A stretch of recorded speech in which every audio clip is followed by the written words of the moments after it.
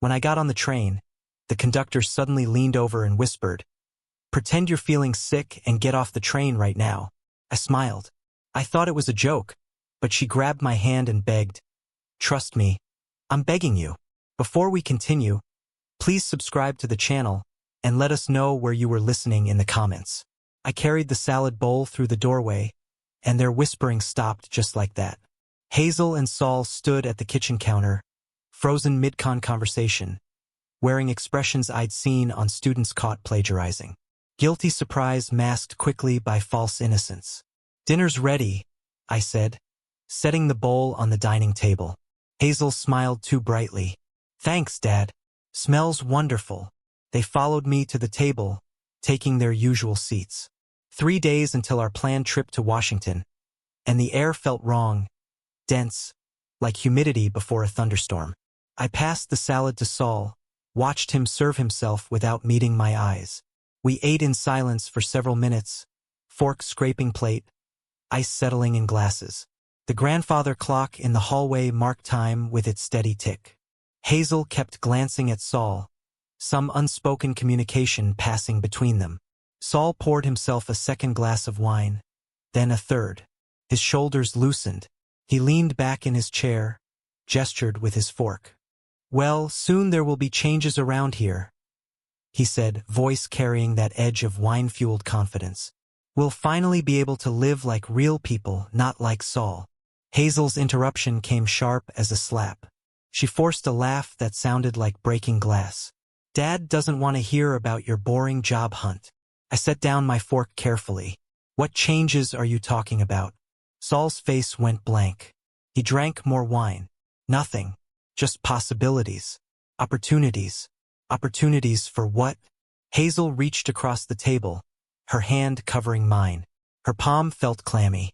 "Dad, you're imagining things. We're just excited about the trip." Saul finally looked at me. "Yeah, just, stressed about money stuff. Nothing for you to worry about." But 35 years of teaching history had trained me to read between lines to spot the gaps in narrative students hoped I wouldn't notice. And this narrative had gaps wide enough to drive a truck through. I withdrew my hand gently, finished my meal, excused myself to the study. The next morning I woke before dawn. Sleep had been thin, restless. I pulled on my robe and descended the stairs, moving quietly out of old habit. The house still held its nighttime hush. I was halfway down the hallway when I heard Hazel's voice drifting from the study. The door stood slightly ajar, golden light spilling across the hardwood floor. "Just 2 more days." Her voice was low, controlled. A pause. "Then everything changes forever." I froze. Coffee mug suspended halfway to my lips. Another pause. She was on the phone. "No, he suspects nothing. It'll look completely natural." My heart hammered against my ribs. The rational part of my brain scrambled for innocent explanations. But the analytical part, the part that had dissected historical conspiracies and political machinations for decades, was already assembling darker possibilities. The study door opened wider. Hazel emerged, phone pressed to her chest and nearly collided with me. "Dad." Her eyes went wide. "You're up early. Couldn't sleep."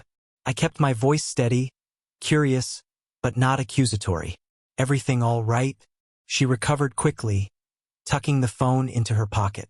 "I was just talking to Rebecca about a surprise we're planning for you on the trip." "A surprise?" "Nothing big, just something special."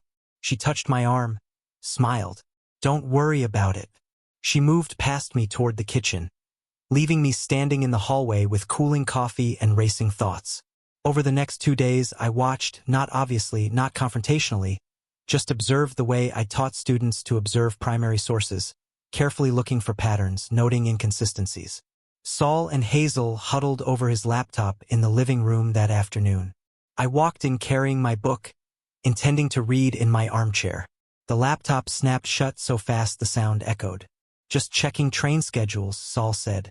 "We already have tickets, right? Just confirming times." The next day, I found them in the kitchen, bent over papers spread across the counter. When I entered, Hazel swept them into a folder. "Boring financial stuff," she said. "Anything I should know about?" just organizing some documents, trip planning. But their body language told different stories. The way they sat too close, whispering. How they sprang apart when I approached. The papers hastily shuffled. Screens quickly darkened each time. Thin explanations about trip logistics or mundane household matters. I was a fool, or I was paranoid, or I was seeing exactly what my experience told me I was seeing. That final night before departure, I sat alone in my study. The 3 train tickets lay on my desk. Acela Express to Washington first class, departing 10:47 a.m. I'd paid for them myself. Birthday gift to Hazel. She'd been so enthusiastic about a family trip. Quality time together. Quality time. I picked up the tickets, turned them over in my hands. I should cancel. Every instinct screamed, warning! Something felt profoundly wrong with this entire situation. But running wouldn't give me answers. Confronting them directly would only make them defensive. Drive, whatever this was, underground where I couldn't see it. I needed to know. Needed to understand what was happening in my own house with my own daughter under my own roof. 35 years teaching students to analyze evidence and patterns. 35 years learning that when people act secretive, they have secrets. When they whisper and hide papers and shut laptops too quickly, they're concealing something they don't want you to know. I placed the tickets back on the desk. Tomorrow I'd go on this trip. I'd create opportunities for real conversation, for clearing the air. Maybe I was wrong. Maybe stress and financial pressure had them acting strangely. And this trip would reset everything. Maybe. I packed my small travel bag methodically, each folded shirt, each rolled pair of socks. A deliberate exercise in convincing myself everything was normal, that I wasn't afraid, that I could trust my own daughter. I carried the bag downstairs and set it by the front door. The hallway was dim, lit only by the street light filtering through the window. The house was silent except for the clock and my breathing. From upstairs came muffled voices, Hazel and Saul talking behind their closed bedroom door. I stood at the bottom of the stairs listening. Couldn't make out words, just the rise and fall of conversation, urgent and low. I stood there for a long time, hand on the new post, staring at my packed bag in the shadows. Tomorrow would bring answers. I just didn't know how terrible those answers would be. The morning light streamed through the high arched windows of 30th Street Station, casting long shadows across the marble floor. The grand concourse echoed with announcements and the roll of luggage wheels. Business people hurried past. Tourists consulted phones. Families dragged sleepy children toward their tracks. I walked slowly, my small bag in hand, watching Hazel and Saul 20 feet ahead. They moved with purpose, almost urgency, glancing back occasionally to make sure I was following. We should hurry, Dad. Hazel checked her phone again, the 4th time since we'd entered the station. The train boards in 15 minutes. Yeah. Saul's voice was quiet, tense. Don't want to miss it. I caught up to them at the base of the escalator leading to the tracks. We have plenty of time. What's the rush? Hazel's smile didn't reach her eyes. Just excited, looking forward to the trip. But her hand gripped her phone too tightly. Saul's jaw was set in a way that suggested anything but vacation anticipation. That same dense feeling from dinner 3 nights ago, pressed against my chest like a weight. We descended to the platform level. The Acela Express waited beside track 7, sleek and silver, humming with electric readiness. A handful of passengers were already boarding. Hazel and Saul climbed the steps first, tickets in hand, and disappeared into the train car. Through the windows, I watched them choose seats, settle in, place their bags in the overhead compartment. They moved with practiced coordination. I approached the steps, ticket ready. A conductor appeared in front of me, a woman in her 50s, wearing the standard uniform, her expression serious. She stepped closer than typical professional distance. Sir, she said quietly, urgently, pretend you're feeling ill and leave this train. I blinked. Excuse me, I think you have me confused. Her hand gripped my arm. Her eyes were wide, frightened. Not for herself, but for me. Trust me, please. I heard them talking about an accident and inheritance. Your life is in danger. Time seemed to slow. The station noise faded to a distant hum. My heart stopped, restarted, began hammering. I looked past her through the train door. Hazel and Saul sat together in facing seats, both staring at me. Not with concern, not with impatience, with something else entirely. Anticipation. Everything from the past 3 days crystallized in that instant. The overheard phone call. Everything changes forever. He suspects nothing. Completely natural. The whispered conversations. The nervous energy that wasn't excitement, but calculation. Saul's wine-loosened comment about changes in living like real people. My professor's mind, trained to assemble evidence into coherent narratives, completed the picture in seconds. They were planning to kill me. Not hypothetically, not eventually. Today, on this train, an accident that would look natural, yield an inheritance, solve their financial problems. My own daughter. The conductor, her name tag read, Lillian, was watching me, waiting around us. Passengers continued boarding. A voice over the intercom announced final call for the Acela Express to Washington. I had perhaps 30 seconds to decide. I clutched my chest, let my knees buckle slightly, grabbed the handrail for support.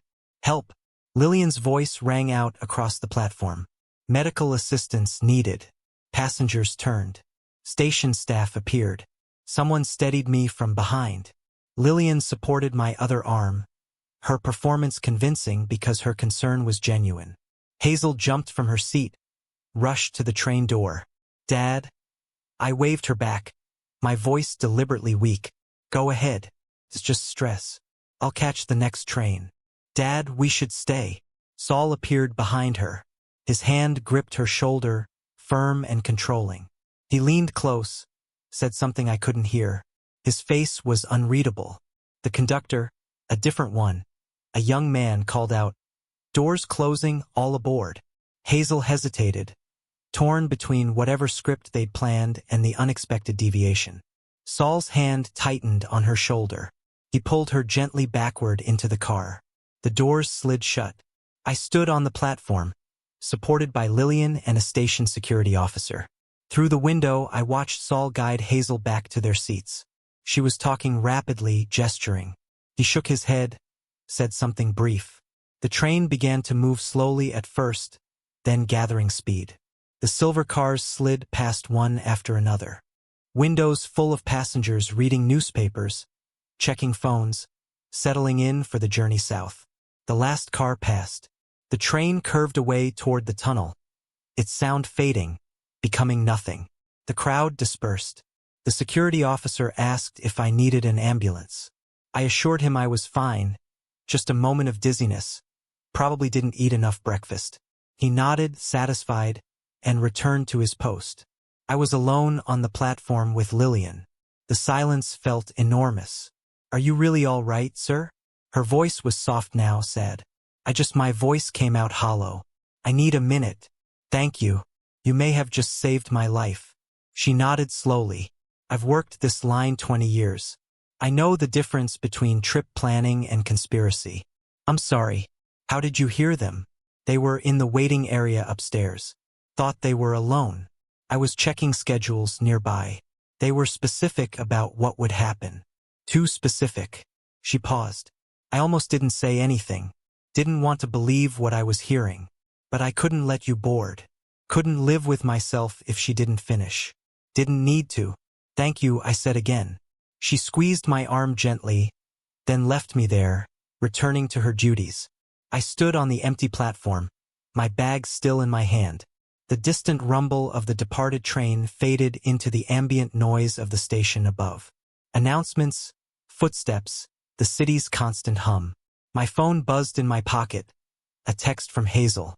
"Dad, are you okay? Call us." I stared at the screen. My hand was steady. Steadier than it should be after learning your daughter tried to murder you. The shock was wearing off. Beneath it, something colder was crystallizing, something analytical, strategic. They thought I was vulnerable, easy to eliminate. They thought I suspected nothing. They'd miscalculated. I pocketed the phone without responding and walked toward the escalator. My legs felt solid beneath me. My mind was already working, sorting through options, planning steps. First, get home without them knowing I know. Act confused, concerned, apologetic for ruining the trip. Maintain the facade. Second, find proof. Document everything. They'd been careless these past few days, confident in their deception. That carelessness would continue. Third, decide what comes next. The victim phase was over before it truly began. The strategist phase had begun. The taxi wound through Philadelphia streets, past brownstones and corner markets, morning traffic building. I sat in the back seat watching the city pass, my phone buzzing intermittently in my pocket. Hazel's texts. I didn't look. 20 minutes from 30th Street Station to Chestnut Hill. The driver pulled up to my house. Empty driveway, quiet street. I paid him, climbed out, stood on the sidewalk for a moment, looking at the place I'd lived for 30 years. My daughter wanted me dead. I unlocked the front door, stepped inside. The silence was complete. They were somewhere south of Baltimore by now, speeding toward Washington, believing they'd failed, but could try again. I set my bag down in the entryway, took a careful breath. The shock was fading. Something sharper was taking its place. Clarity. I went to my study, closed the door, sat at my desk, pulled out a notebook, the leather-bound one I used for research projects, opened to a blank page, forced myself to think like the historian I trained to be for 4 decades. Evidence, patterns, timeline. I began writing. 6 months ago, Hazel started mentioning money troubles frequently. 4 months ago, Saul began asking pointed questions about my will, my assets, my plans for the estate. 3 months ago, they suggested moving in temporarily to save on rent. 2 months ago, Saul brought home bank documents that needed signing. Routine account updates, he said. I stopped writing. Bank documents. The file cabinet key was in my desk drawer. I retrieved it, crossed to the cabinet against the wall, unlocked it, found the folder labeled insurance. There it was. Life insurance policy dated 5 weeks ago. Coverage amount, $500,000. Beneficiaries, Hazel Spencer and Saul Gardner. My signature at the bottom looked genuine because it was genuine. The bank documents I'd signed without reading carefully, trusting my son-in-law. My hands didn't shake as I photographed every page with my phone. Clinical documentation. That's what this was now. I returned to my desk, picked up my phone, dialed the insurance company number printed on the policy. Guardian Life Insurance. How may I help you? Yes. Hello. I kept my voice friendly, slightly confused. Just an elderly man seeking clarification. My name is Morris Spencer. I have a policy with you and I'm trying to confirm some details. My memory isn't what it used to be. Of course, Mr. Spencer. Let me pull up your account. Keyboard sounds.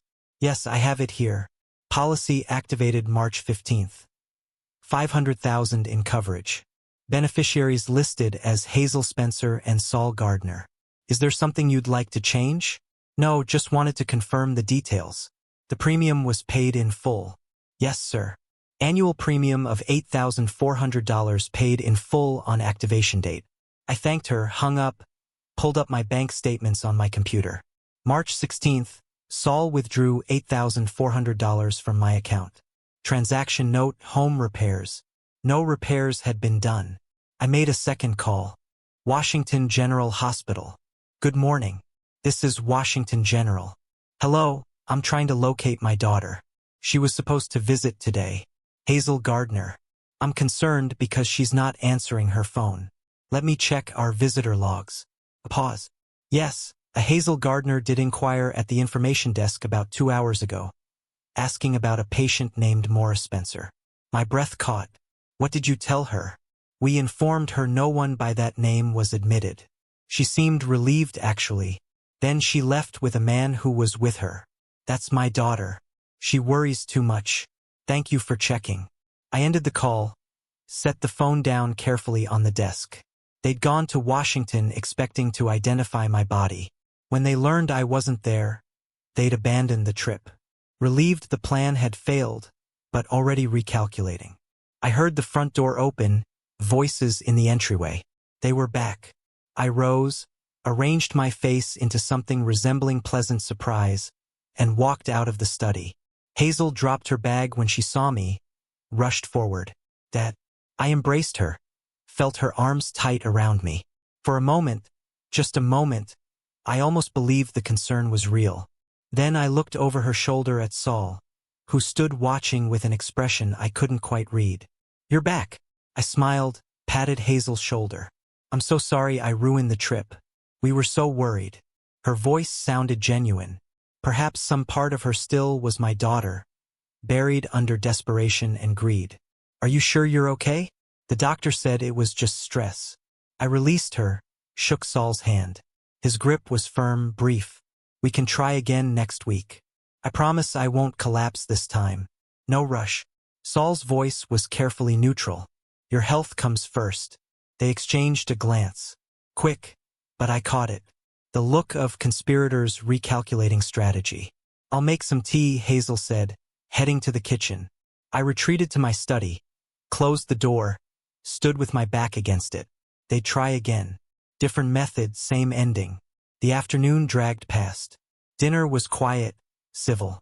I excused myself early, claimed fatigue, climbed the stairs to my bedroom, changed into pajamas, lay on top of the covers, fully alert. Below, I heard their voices, low, urgent. Couldn't make out words through the floor, but I didn't need to. I stared at the ceiling in darkness, my mind working through options. The police. What would I tell them? My daughter helped me sign an insurance policy, and now I think she wants to kill me based on a conductor's warning. They'd call it elder paranoia, suggest counseling, maybe even suggest I was experiencing cognitive decline. I needed proof. Real, undeniable, documented proof. And then I needed something more than police involvement. I needed justice. My own kind.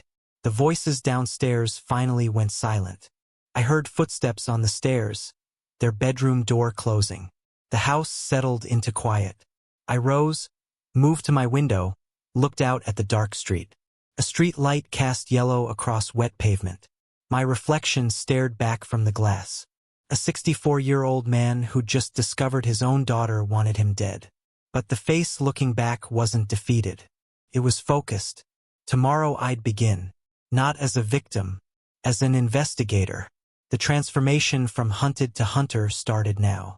Morning light filtered through the kitchen window.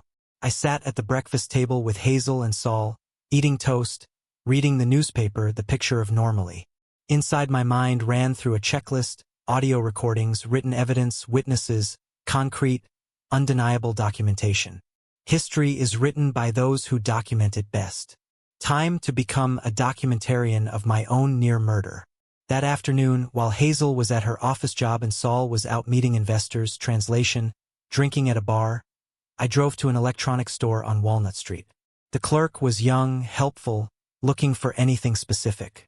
Voice-activated recorder for lectures. I smiled like a confused elderly man. Simple to operate. My hands aren't what they used to be. He showed me 3 models. I chose the middle option. Small enough to hide, simple enough to use, good battery life, paid cash, no paper trail. Back home, I studied the living room. Hazel and Saul spent most evenings on the couch facing the fireplace. The bookshelf to the right of the fireplace held my old history texts, philosophy books, novels I'd collected over decades. I positioned the recorder behind a row of biographies. Third shelf from the bottom tested the angle. The microphone faced the couch perfectly. That night, I activated it before heading upstairs, claimed fatigue again, settled into bed, and waited. 2 nights later, I retrieved the device while they were both out, brought it to my study, closed the door, connected headphones. Hours of silence, television sounds, mundane conversation about groceries, bills, weather. Then, at the 3-hour mark, Saul's voice cut through sharp with anger. The old man survived. How did that happen? Hazel's response came nervous, defensive. Bad luck, bad timing. We need another approach. Something at home, an accident on the stairs, maybe. Old people fall all the time. Hazel, quieter now. I don't know if I can. You want out of debt or not? Saul's voice turned hard. He's got almost $1 million in assets. He could live 20 more years. We don't have 20 years. Silence. Then Hazel. Okay, but we have to be careful. I listened to this section 3 times. Each playback hardened something inside my chest. 3 days later, Saul made a mistake. He left his phone on the kitchen counter while showering. I heard the bathroom door close, water running through pipes. 5 minutes, maybe 6 at most. My hands were steady as I picked up the device. No passcode. Arrogant fool. I opened his messages, scrolled, found a thread with someone named Mike. Messages from 2 weeks ago. Need your help with something. What kind of help? Old man problem. Elaborate. Make it look like accident. Stairs or something. How much? Half the insurance payout if you help. I photographed every message with my own phone. Returned Saul's device to its exact position. Screen dark. Same angle on the counter. 10 minutes later, Saul emerged, hair wet, grabbed his phone without suspicion. I sat reading the newspaper as if nothing had happened. That afternoon, I called Amtrak's customer service line. I want to thank a conductor who helped me during a medical emergency last week. Is there a way to reach her? They connected me to her supervisor who patched me through to Lillian Warner. Mr. Spencer, her voice carried immediate concern. How are you? Are you safe? For now, I need your help, Ms. Warner. Would you be willing to write down what you overheard that day? Everything you remember for my records, for my protection. I'll do better than that. Her tone turned firm. I'll get it notarized. What they said made me sick. I'll mail it to you this week. My throat tightened with gratitude. Thank you. You may have saved my life. You saved your own life by listening. Be careful, Mr. Spencer. Next, I needed professional verification, proof of motive that would stand up under scrutiny. I searched the Pennsylvania State Licensing Database, found a private investigator with solid reviews and 20 years experience. Called from a coffee shop pay phone downtown. We met the following afternoon at a different coffee shop. Corner table away from windows. He was 50s gray suit. Quiet competence in his bearing. What do you need, Mr. Spencer? Financial background check. 2 people. I slid an envelope across the table. $800 cash. Credit reports, business loans, debt obligations, everything legal to access. He counted the bills, nodded. 1 week. 7 days later, a manila envelope arrived by courier. I signed for it, brought it to my study, locked the door. The report was thorough. Hazel, $67,000 in credit card debt across 6 cards. Saul, $95,000 in failed business loans. 3 different lenders, 2 collection agencies actively pursuing payment. Combined debt, $162,000. I read the entire report twice, making notes in my research notebook. Motive undeniable means they tried once, were planning to try again. Opportunity. I lived with them. They had access to me daily. 2 weeks after the train station incident, I sat in my study, surrounded by evidence spread across my desk, like artifacts in an archive. The audio recording of their conversation about stairs and accidents. Photographs of Saul's text messages about hiring Mike. Lillian's notarized statement, 3 pages, detailed and damning. The private investigator's financial report.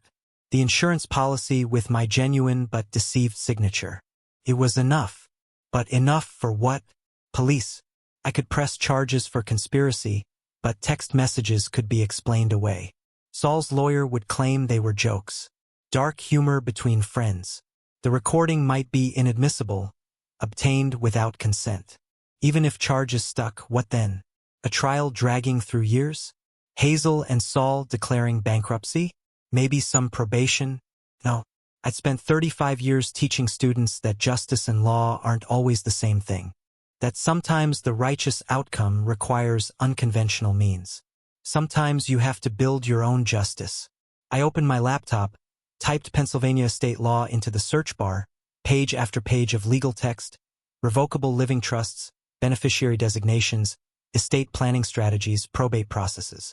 I took notes in my precise handwriting, filling pages with possibilities. Outside my study door, the house was dark. Upstairs, Hazel and Saul slept, believing their plan was still intact, believing they were safe. They had no idea the trap was already being built around them. I bookmarked a web page. Estate planning attorneys, Philadelphia. Tomorrow I'd make a call. The victim phase was over. The evidence collection phase was complete. The revenge phase was about to begin. Mid-April light streamed through tall windows overlooking Market Street. I sat in a leather chair across from Nelson Croft's desk, a manila folder in my lap. 3 days of research had led me here: reviews, credentials, case histories. 20 years specializing in estate law. Exactly what I needed. I set the folder on the polished wood between us. "Thank you for seeing me on short notice, Mr. Croft." He nodded, professional composure in place. "You mentioned this was urgent. What can I help you with?" I opened the folder, began laying out evidence piece by piece. The insurance policy first, $500,000. Beneficiaries I never intended. Then Lillian's notarized statement. 3 pages detailing what she had overheard. The photograph, text messages next. Each screenshot clear and damning. The private investigator's financial report showing debt like an anchor around their necks. Finally, I pulled out my phone, connected it to the small speaker I'd brought. This recording was made in my living room 2 weeks ago. I pressed play. Saul's voice filled the office, angry and clear. The old man survived. How did that happen? Nelson's professional mask slipped slightly. Hazel's nervous response. Bad luck. Bad timing. Then Saul again. Cold as winter. We need another approach. Something at home. An accident on the stairs. Maybe old people fall all the time. I stopped the recording. The silence felt heavy. Nelson leaned back in his chair, processing. When he spoke, his voice was careful. "Mr. Spencer, this is attempted murder conspiracy. We could take this to police right now. And what would they do?" I kept my tone measured. Recordings obtained without consent might be inadmissible. Text messages could be explained as dark jokes between friends. Even with Lillian's statement, it's circumstantial. A good defense attorney would shred it. He nodded slowly. He knew I was right. "So what do you want?" My answer came immediately. "I want to protect my assets legally, make it impossible for them to benefit from my death." "Can you do that?" Nelson studied me for a long moment. Then he pulled his keyboard closer. "Yes, I can do that." He explained the strategy: a revocable living trust. I would transfer all assets, house, investments, bank accounts into the trust's name. I'd remain trustee with full control during my lifetime. But upon death, assets wouldn't pass through probate to legal heirs. They'd go directly to beneficiaries I designated. An educational foundation, Nelson suggested, legitimate, clean, legally unassailable. And my daughter gets nothing unless you specifically name her as beneficiary. He met my eyes, which you won't. How long?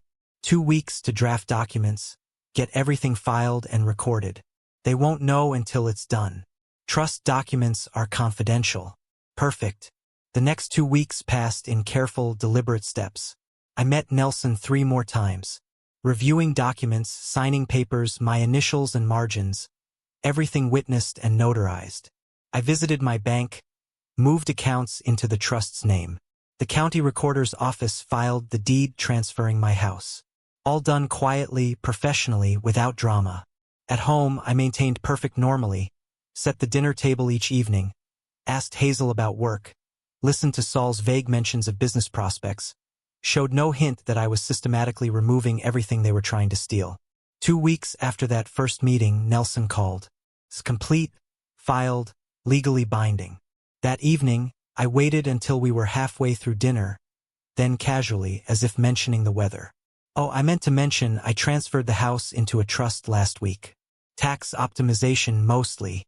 Saul's fork stopped halfway to his mouth. "What does that mean exactly?" His voice was carefully controlled. I took a sip of water, smiled mildly. "Estate planning. The house is now held in trust. When I die, it passes directly to the designated beneficiary, not through probate. Banks can't touch it for heir debts. Creditors can't claim it. Who's the beneficiary?" Hazel's voice had gone tight. "An educational foundation. I'm setting it up next week." The silence stretched. Saul set his fork down slowly. Hazel stared at her plate. I finished my meal. Excused myself. "I'm tired."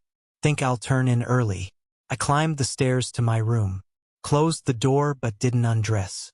Instead, I sat in the darkness. Door cracked slightly, listening. 20 minutes. That's how long it took.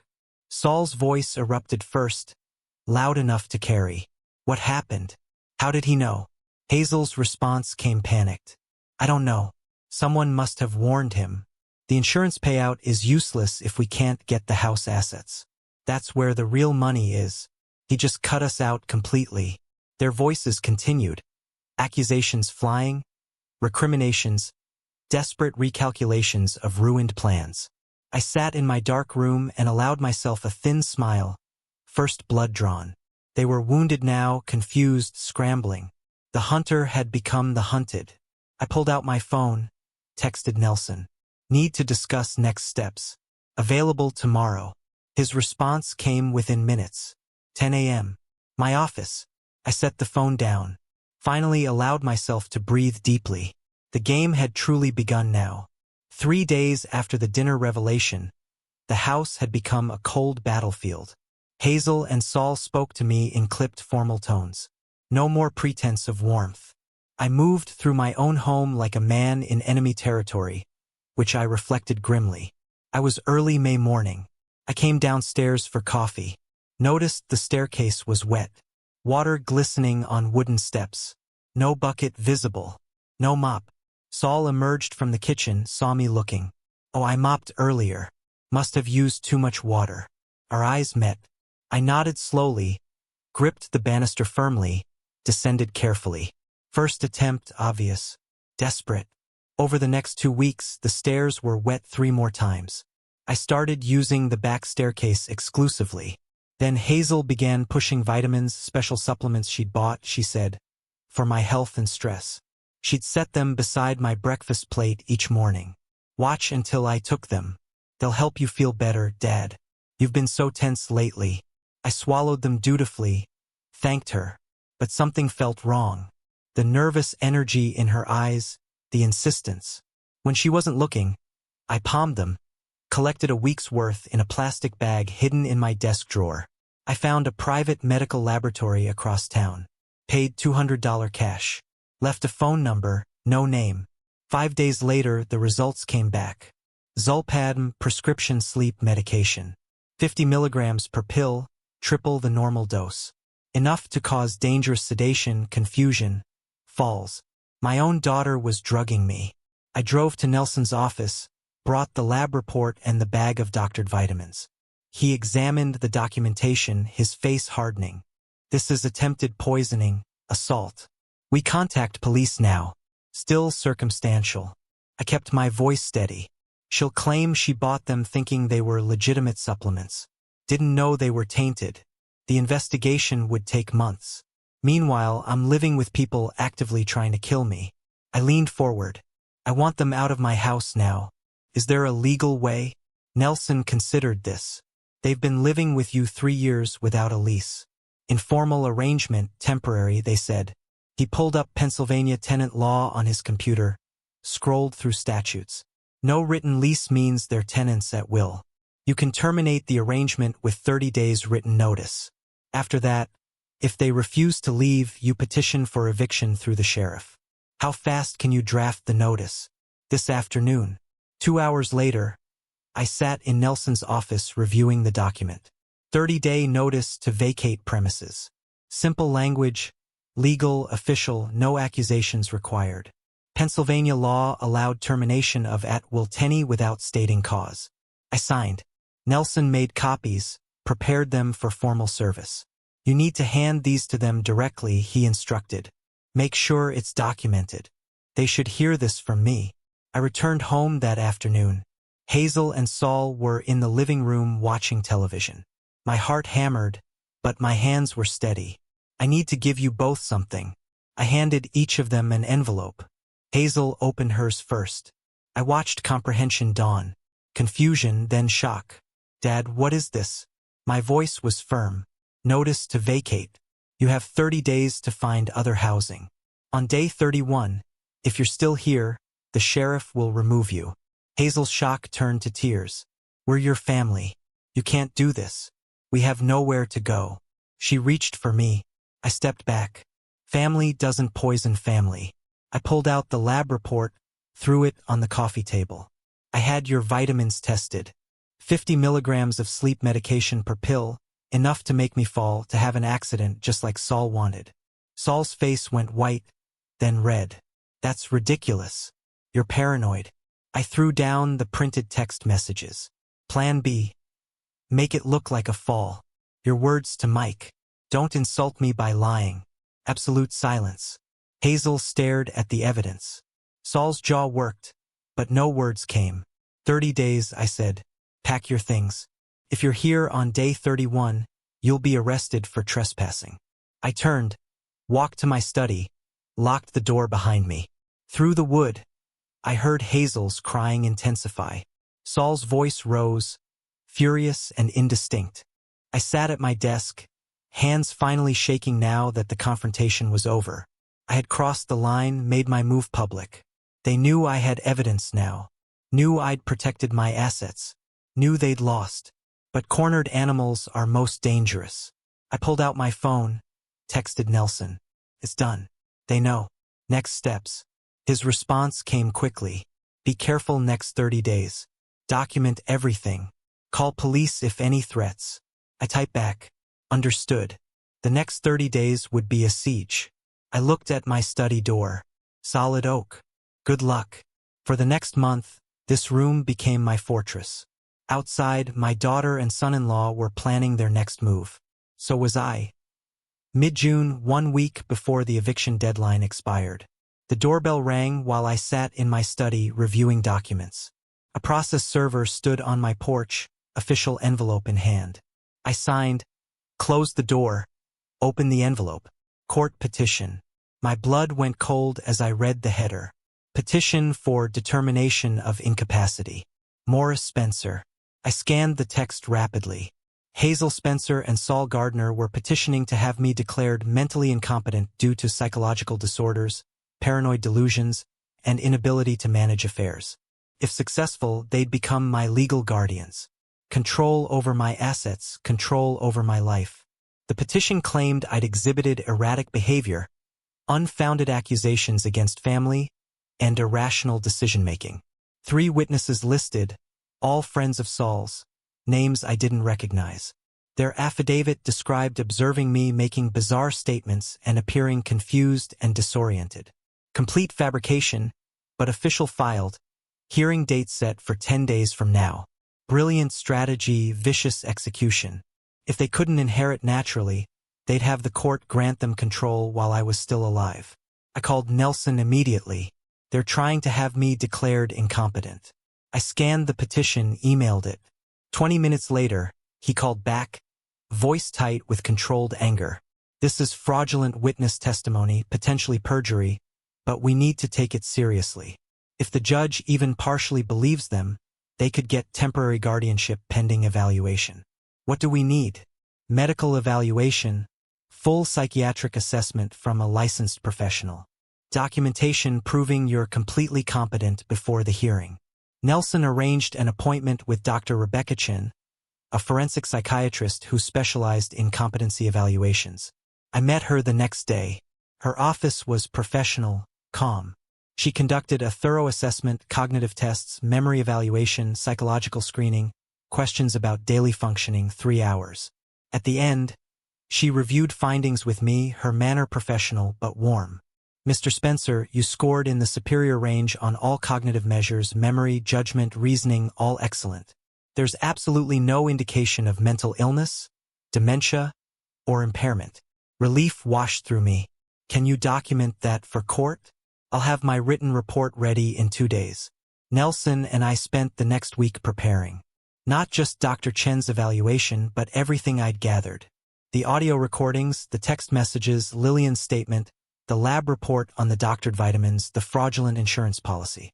They want to paint you as paranoid. Nelson's strategy was clear. We'll prove you had legitimate reasons for every action. We'll prove they're the dangerous ones. The hearing took place in family court. Hazel and Saul sat with their attorney, a young man who looked increasingly uncomfortable. Nelson and I sat across the aisle. Judge Patricia Warren, stern and 60s, reviewed the petition.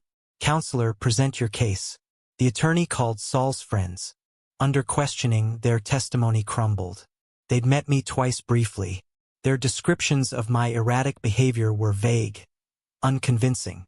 Then Nelson presented Dr. Chen's evaluation. Comprehensive, professional, devastating. Judge Warren read it carefully, her expression hardening. But Nelson didn't stop there. Your Honor, with permission, I'd like to present additional context. She nodded. He played the audio recording. Saul's voice filled the silent courtroom. An accident on the stairs. Old people fall all the time. Presented the text messages about hiring someone for Plan B. Shared Lillian's notarized statement. Showed the lab report proving the vitamins contain dangerous sedatives. The silence was absolute. Judge Warren's face transformed from neutral attention to open disgust. This petition is not just unfounded. It's malicious. It wastes this court's resources. She paused, looked directly at me. Mr. Spencer, you have grounds for criminal charges. I encourage you to consider it. Thank you, Your Honor. I'll consider my options. Petition denied. Outside, Nelson and I stood in June sunshine. Hazel and Saul emerged minutes later, their attorney already gone. Hazel wouldn't meet my eyes. Saul's face was crimson with fury and humiliation. They walked to their car without speaking. Do you want to pursue criminal charges? Nelson asked. The judge practically invited you to. I shook my head slowly. The legal system is too slow, too uncertain. I have something better. That evening, I returned to my empty house. Tomorrow was their final day. They'd be gone. But the revenge was far from complete. I sat at my computer, began searching. Inheritance, advanced loans, Pennsylvania. Credit applications using relatives' address, financial fraud reporting. My fingers moved across the keyboard with purpose. They tried to destroy me legally, financially, physically. Failed at all three. Now I'd show them what real destruction looked like. Not through violence, through information, through exposure, through the systematic collapse of every lie they'd built their borrowed lives upon. I opened a new document, began making a list. Justice, I'd learned, isn't about revenge. It's about consequences. And consequences were coming. Early July, 3 days after they moved out, I sat at my desk reviewing financial records obtained through Nelson, public documents, credit reports, court filings, looking for vulnerabilities, pressure points, ways their desperation might have left them exposed. Then I found it. A loan document from Heritage Trust Bank filed as public record. Loan type, inheritance advance, $45,000. I stared at this. Saul had borrowed against my estate, against money he assumed he'd receive when I died. The audacity was breathtaking. The vulnerability was perfect. I called Nelson. Saul took out an inheritance advance loan, $45,000 borrowed against my estate. Silence. Then, can we notify the bank he won't inherit anything? That's exactly what I want to do. The bank will demand immediate repayment. Alternative collateral. He'll have no way to pay. My voice was cold. Good. Nelson drafted a formal letter with supporting documents. My trust showing the educational foundation as sole beneficiary. Legal statement that Saul Gardner would inherit nothing. Heritage Trust Bank received it within 2 days. Their response came fast. A demand letter to Saul. The inheritance securing his loan no longer existed. Therefore, the loan was in default. Immediate repayment of $45,000 required or alternative collateral within 15 days. I received a courtesy copy. Saul had nothing. No assets, no collateral, just debt. The bank would sue, win judgment, pursue wage garnishment. First domino falling. While researching Saul's finances, I noticed something else. Hazel's credit report showed multiple cards issued in the past 2 years, all listing my Chestnut Hill address as her residence. High limits, $15,000, $12,000, $18,000. She'd use my address to appear more creditworthy to suggest she lived in an expensive house. The credit companies granted higher limits based on this false information, credit application fraud. I documented everything. Applications showing my address, eviction notice proving she hadn't legally lived there, my statement that I'd never authorized use of my address. Through Nelson, I contacted Chase, Capital One, and Citibank, provided documentation showing fraudulent address usage. The companies investigated rapidly. Credit fraud is serious. Within 10 days, all three sent Hazel letters. Her limits were reduced to reflect actual financial situation. And due to fraudulent application information, they were accelerating payment schedules. She must pay $28,000 total within 30 days or face default judgments. She didn't have $28,000. She barely had to $800. The calls started arriving. First, Hazel voice tearful. Dad, please. The bank is suing Saul. My credit cards are demanding money we don't have. We're drowning. Please. I'm sorry. We're sorry. Just help us. I didn't answer. Let it go to voicemail. Then Saul voice harder. Morris, you're killing us. You've made your point. Now fix this. Call off the banks. I deleted the message. More calls followed over the next week. Pleading, angry, desperate, manipulative. I ignored them all. They tried to kill me, tried to steal my life's work. Now they were experiencing consequences. I felt no sympathy. Late July evening, I heard pounding on my front door. Loud, aggressive. I looked through the window. Saul, clearly intoxicated, flushed and swaying. Morris, open up. You're going to fix this. I didn't open the door. Called 911 instead. There's an intoxicated man threatening me at my front door. Saul continued yelling, pounding. You can't do this. You're destroying us. I'll make you. He didn't finish the threat. Police arrived within 8 minutes. I provided documentation. The eviction, the court case, the threatening voicemails. Officers removed Saul, who was belligerent and threatening. You should get a restraining order, one suggested. I'll file tomorrow morning. Next day, Nelson and I went to court for an emergency protection from abuse order. I presented evidence. Saul's late-night visit, threatening statements, voicemails, the history of attempted harm. The judge granted a temporary order immediately. Saul must stay 500 feet away from me, my home, my property. Violation meant immediate arrest. The order was served on Saul that afternoon. I returned home, finally feeling secure. My house was mine again.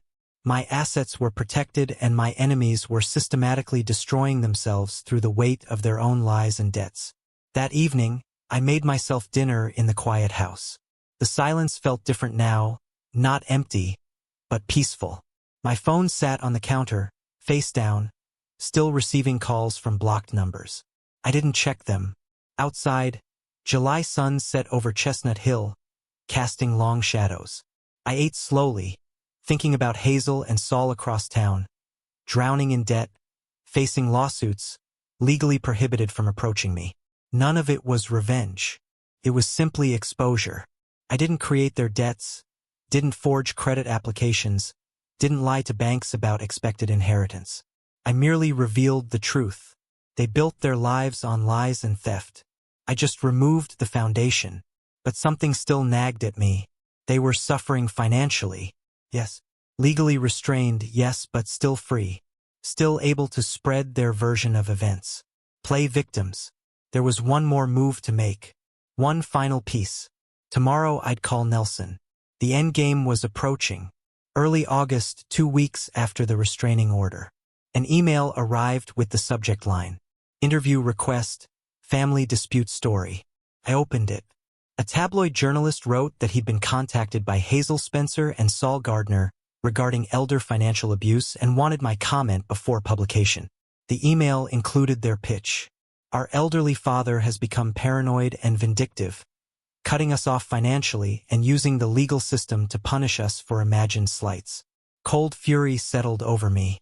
They were rewriting history, painting themselves as victims, trying to destroy my reputation before I could destroy theirs.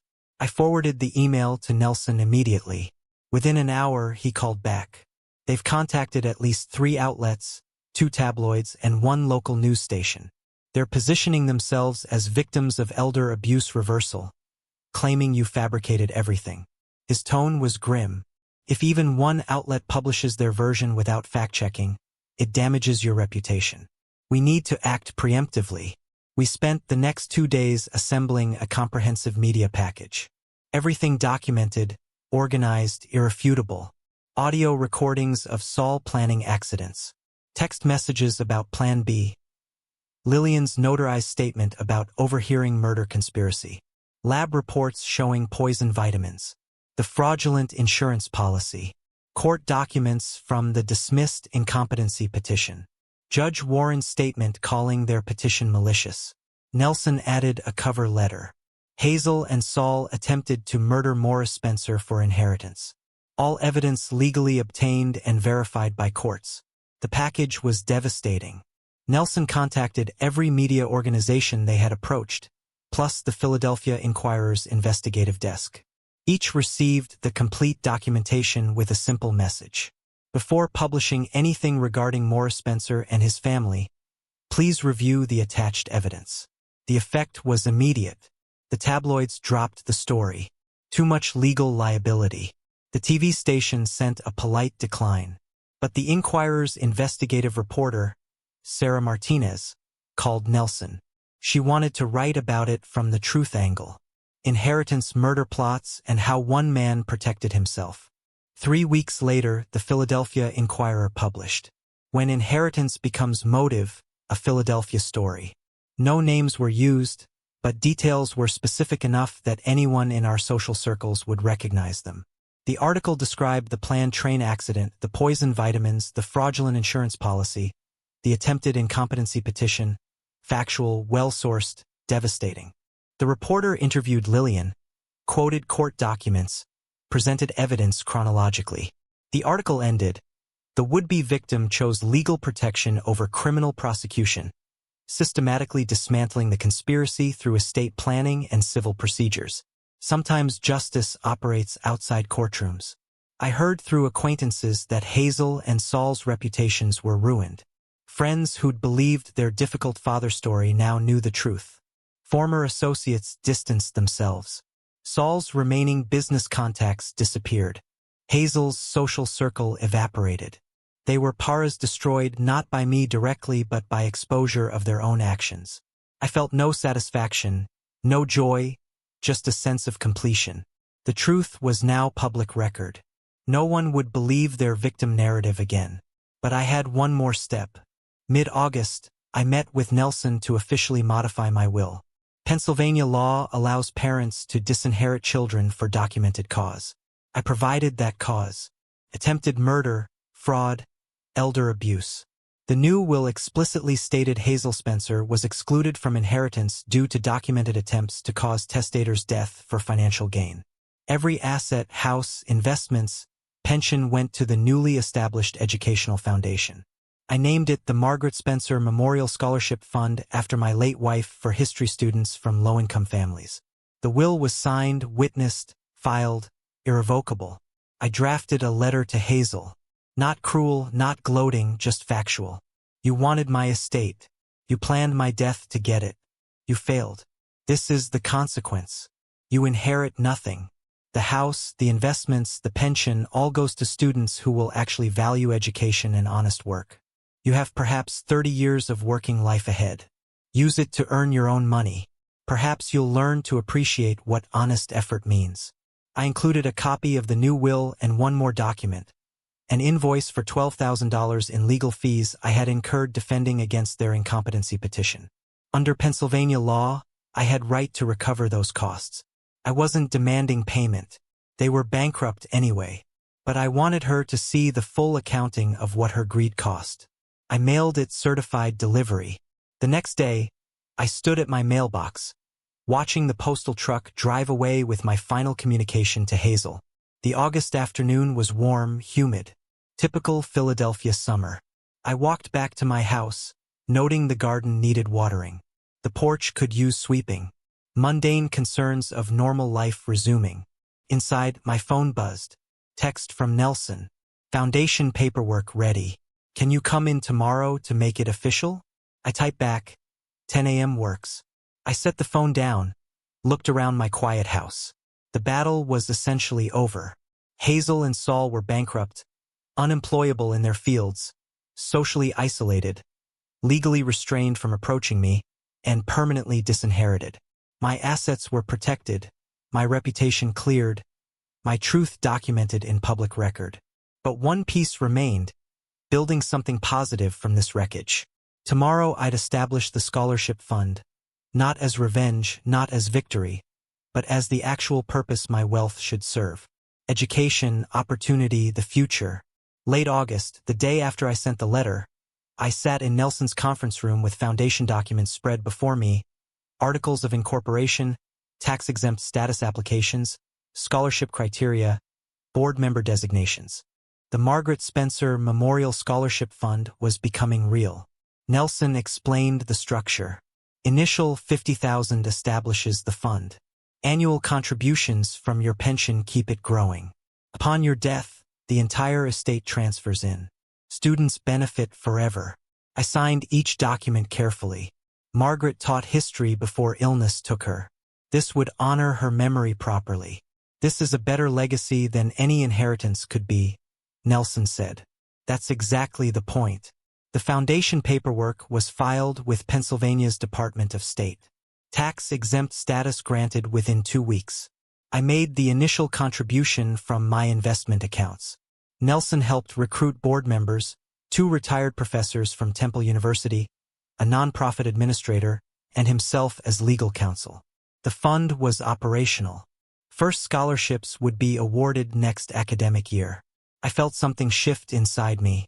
This wasn't about Hazel and Saul anymore. It was about what my life's work should actually accomplish. Legacy through education, not inheritance through blood. Through inevitable social connections, I heard what became of them. They'd filed for bankruptcy in mid-August. Chapter 7, Total Liquidation. The court allowed them to keep basic necessities. Old car, clothing, minimal household items. Everything else liquidated to pay creditors. They were living in a small apartment in a rough neighborhood far from Chestnut Hill. Saul worked at a warehouse loading trucks. Hazel worked as a cashier at a discount store. Their debts restructured into a 7-year payment plan. Between bankruptcy and ruined reputations, they had lost everything. The house they coveted, the money they schemed for, the social standing they pretended to have, any hope of easy wealth. I felt no triumph, just recognition that consequences had arrived. Early September, I invited Lillian Warner to a coffee shop near 30th Street Station. We hadn't seen each other since the courthouse testimony months ago. She arrived in casual clothes between shifts. "You saved my life that day," I told her. "Without your warning, I'd have been on that train. Whatever they planned would have worked." She was modest. I just couldn't stay silent. What I heard was wrong. I slid an envelope across the table. Inside, a check for $5,000. "You risked your job, your safety to warn a stranger. This isn't payment. This is gratitude." She started to refuse, but I insisted. "Please, you gave me something priceless. Let me give you something practical." She accepted tearfully. First week of September, my phone buzzed during breakfast. Unknown number, the message. "Dad, I'm sorry for everything. I know this doesn't fix anything, but I needed to say it. I read it twice. My finger hovered over the reply button. I thought about everything. The whispered conversations, the poison vitamins, the wet stares, the insurance policy, the attempted incompetency petition, the media manipulation. I thought about the daughter I raised, the woman she became, the choices she made. I set the phone down without responding. The apology might be genuine. Probably was. Desperation often births sincerity. But apologies made after consequences arrive aren't really apologies. They're regrets at being caught. Remorse at outcomes, not actual change of character. If she'd been sorry when she planned it, she wouldn't have acted. The time for sorry was before, not after. I walked through Chestnut Hill on a clear September morning. The neighborhood I'd lived in for 30 years looked different now. Brighter somehow. Neighbors waved. Shopkeepers greeted me. Some probably read the Inquirer article, connected the details, but I saw respect in their eyes, not pity. I'd protected myself, fought back legally, properly, successfully. My phone stayed in my pocket. Hazel's text unanswered. Maybe in years she'd understand why. Maybe not. It wasn't my concern anymore. Back home, I made coffee, sat on my porch. The September air was crisp, autumn approaching. I thought about the past 6 months. The train station warning, the evidence gathering, the legal maneuvering, the financial exposure, the media battle, the final disinheritance. I could have died. Instead, I built something. Not just protection, purpose. The scholarship fund would outlive me. Help students I'd never meet. Honor Margaret's memory meaningfully. Hazel wanted my estate. She got nothing. But the estate itself would matter now. Educating the next generation of historians. Justice isn't about revenge. It's about right outcomes, setting things straight, ensuring actions have appropriate consequences, and good resources go to good purposes. I finish my coffee, rinse the cup, prepared for my day. Lunch with an old colleague, foundation paperwork to review, groceries to buy. Normal life resumed. My phone was on the counter. Hazel's text still unanswered. And it would stay that way. I'd learned something through all this. Fairness doesn't arrive uninvited. Justice doesn't come automatically. Sometimes you have to build it yourself. Brick by brick, decision by decision, consequence by consequence. I built mine. The house was secure. The assets protected. The guilty faced results. The innocent students needing help received benefit. Balance restored. I picked up my car keys, headed out into the September morning. The story was over. My life continued, and that I reflected was the truest victory of all. If you like this story, please like this video, subscribe to the channel, and share your impressions of the story in the comments. To listen to the next story, click on the box on the left. Thank you for watching.